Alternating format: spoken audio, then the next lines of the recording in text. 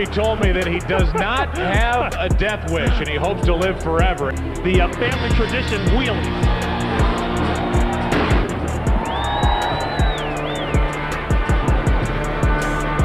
And I tell you, those wheelies now, that's part of the family tradition of Evel Knievel started, so he does it, and it's a good way for him to warm up as well. He likes to really get into it, get a feel for the bike, get the crowd going. He says, hey man, I'm an entertainer also. Talk to us about the temperature of the pavement and how his bike reacts to the pavement. Right, you know, last night we thought because of the rain that he was going to have to change things with the ramp and the wind and all that, but the wind died down, there's no rain, so he won't have to make any adjustments. One thing you might want to look for when Robbie takes off, as soon as he leaves the ramp, if his front wheel is too high, he said, I'll have to adjust it. I'll have to cut the bike, as they call it. Robbie Knievel gets ready to break a 30-year-old record held by his father as the great Evel Knievel looks on. The question now, can he do it? Las Vegas at the Tropicana as Robbie Knievel revs his engines. And it's time now for the practice runs as he gets ready for his record-setting jump. 30 limousines over 230 feet. And it's time now for Robbie, Ron Pitts, to get familiar with this track and with this run. Now, he took about 5 or 6 good speed runs in practice this afternoon. The bike sounded like it was sputtering. It almost sounded a little rich on the high end or the low end of the carburation. I went over to him, I said, what's happening with the bike? Doesn't sound good. He says, we're at 2,000 feet elevation. We got to redo the carburation. The thing that could wipe me out the fastest is if I hit that takeoff ramp and I'm sputtering or I'm mishitting on the pipe because the carburetion's not right. He said he feels that's the only thing that can keep him from making this jump. That's the worst thing that can happen to you, to have something mechanically go wrong as you come off that jump in midair. And they're just ready to go. Be at slow speed before he gets that ramp.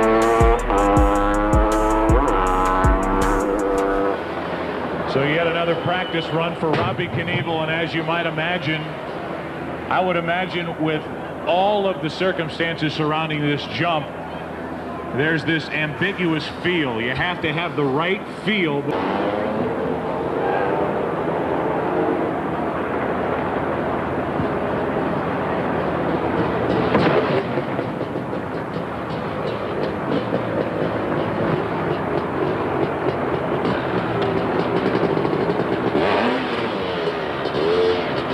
Silence reigns here at the Tropicana.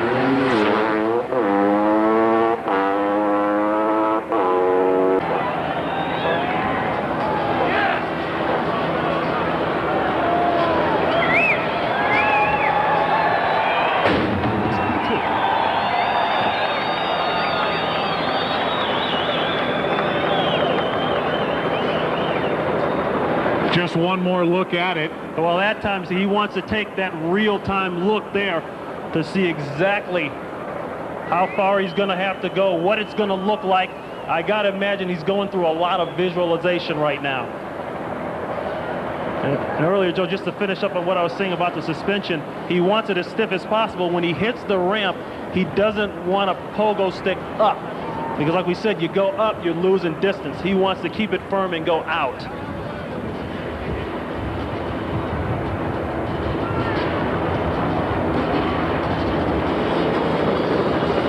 The crowd here at the Tropicana still waiting for the world record attempt by Robbie Knievel. The distance of 230 feet.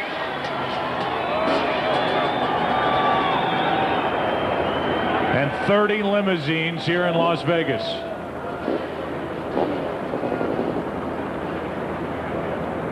Joe, the wind doesn't seem too bad, but I noticed it's picked up a little bit in the last 20-30 minutes or so. It doesn't appear to be a crosswind, which is the one that scares them the most.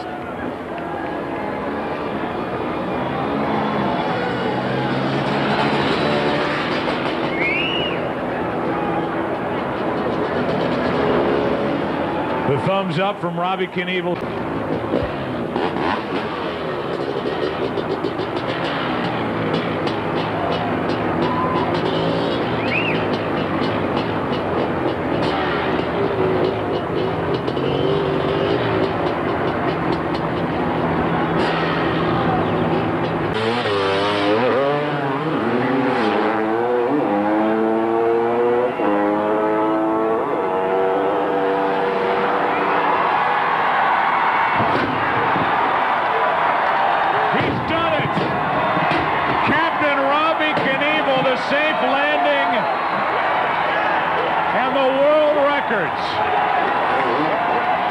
tremendous.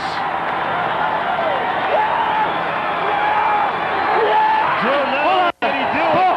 I thought he made it look easy.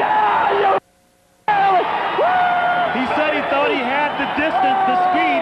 He just wanted to stay straight. And you saw he kept the bike level.